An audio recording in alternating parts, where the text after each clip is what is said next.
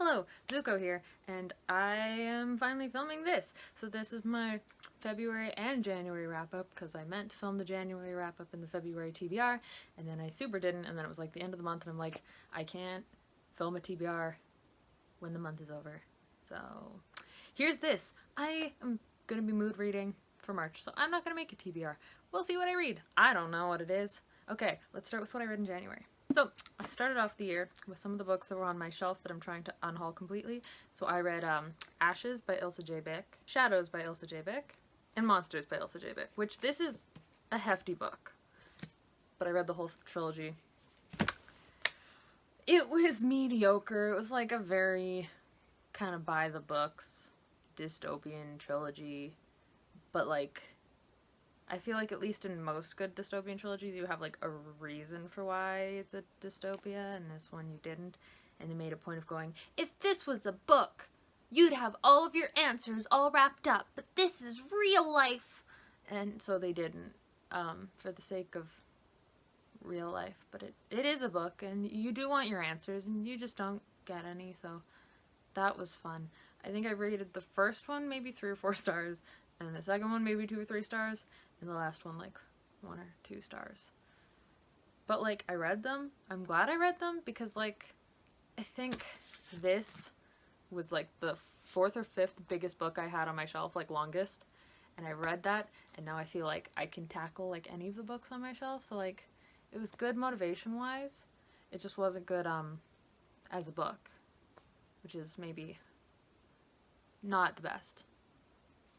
Now, I don't know if these count as a dystopian trilogy, but then I read Illuminae by Amy Kaufman and Jay Kristoff, Gemina by Amy Kaufman and Jay Kristoff,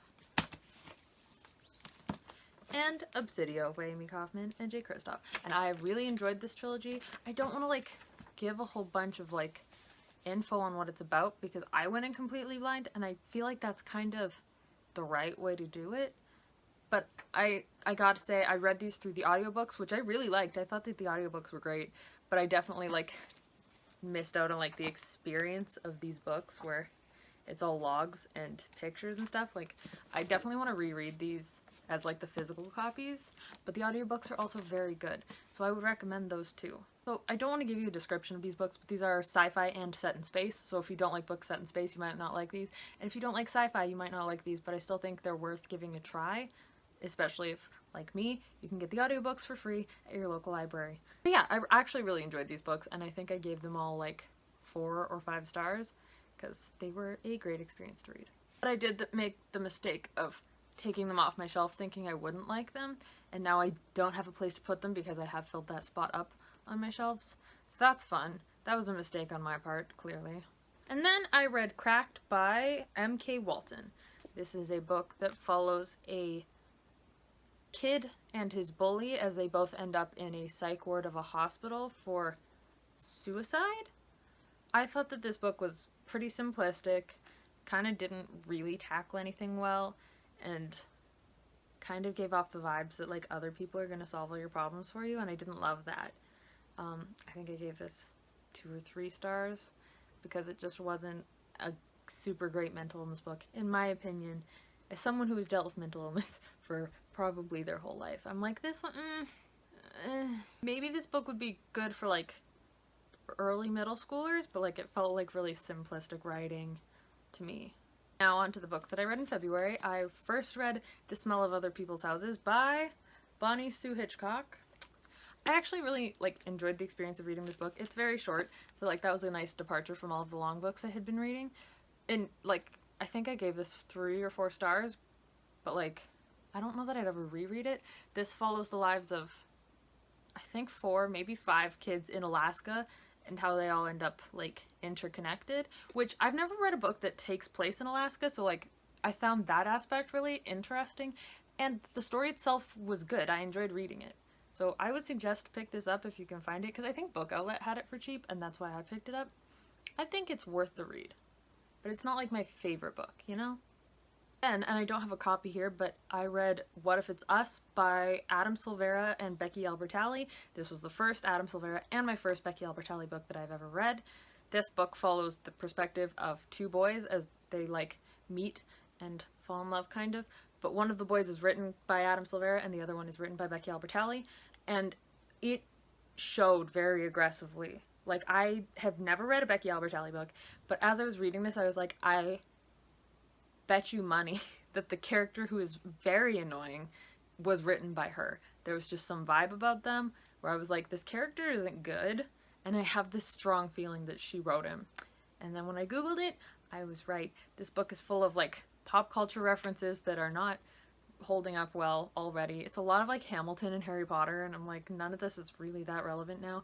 And the queer community doesn't love Harry Potter as much as it did before, now that J.K. Rowling has said some pretty not great things. Yeah, I don't know. This book was fine, but I don't think I'd ever reread it.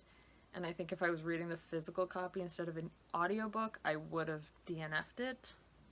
I think I gave it 2 or 3 stars. Then I read Simon vs. the Homo Sapiens Agenda, also by Becky Albertalli. I was hoping to really like this book because it feels like required queer reading, even though, as far as I'm aware, Becky Albertalli is a straight woman, but the queer community is like obsessed with this book. So I was like, I'm gonna read this. I want to love it. Like, it could be really good. I didn't love this book. I wanted to, and I just don't. I don't think that Becky Albertalli's writing style really meshes with me. Like, it doesn't vibe well. We don't get along. So I think I only gave this book a 3-star, and I just wish that I could have loved it like everybody else does, but maybe it was the hype, or maybe it's just the writing, but this book wasn't for me, and I'm sorry to, I guess, the whole queer community. I would feel worse if it was an Own Voices book, honestly. I don't feel that bad about not loving the way a straight woman writes queer characters. Like, that's fine. I can find, like, queer people telling queer stories, and those are who I should be supporting anyway, so meh. And I don't know why I tried this. I kind of have a, like, 2 out of 3 system going on where, like, if I don't like 2 of your books, I will stop reading it. But, like, I tried to pick up another one, and I tried to read The Upside of Unrequited. And I think I made it, like, 20% into the audiobook of this. First of all, I didn't like the voice in the audiobook. It sounded like a annoying tween to me. But this book made me zone out so hard I wasn't sure I was ever going to come back if I kept trying to read this. I couldn't focus on it at all. Writing still didn't work for me. All of the pop culture references just don't work for me in books. It's not my favorite thing. I also don't love contemporary books. I don't love contemporary romance books, for sure. This just didn't work for me. I couldn't do it. I had to DNF this book because I just can't. I'm not going to try Becky Albertalli anymore. We've established I don't vibe well with it. I don't need to read them just to, I don't know, hate myself, and also to, like, give her bad ratings. I don't know that she's a bad writer. She's just not a writer for me. These books are just not for me, you know? It happens. Then I read Fangirl by Rowell. I really enjoyed this book. This book follows a set of twins. One twin in particular, as they go off to college and they're not, like, inseparable anymore, as the one twin tries to find her way in the world. I'm pretty sure most of you have read this because it's very popular.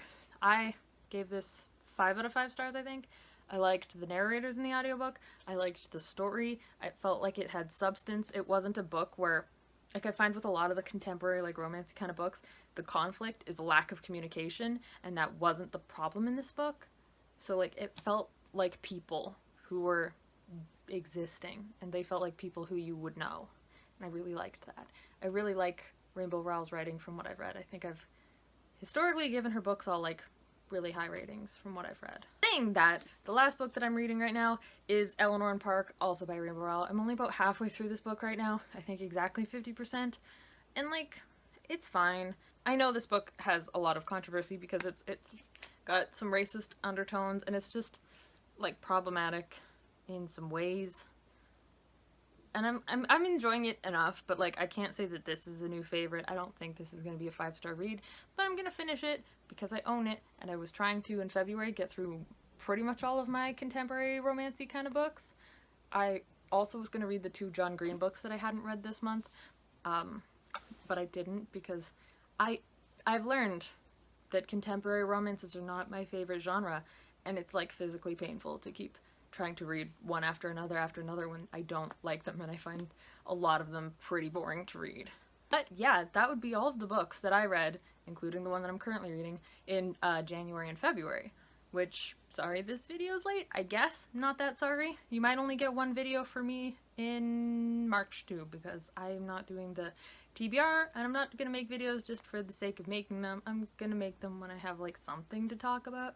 Oh, I still have an unhaul coming up though, so watch out for that. Yeah, I will see you whenever I do my next video.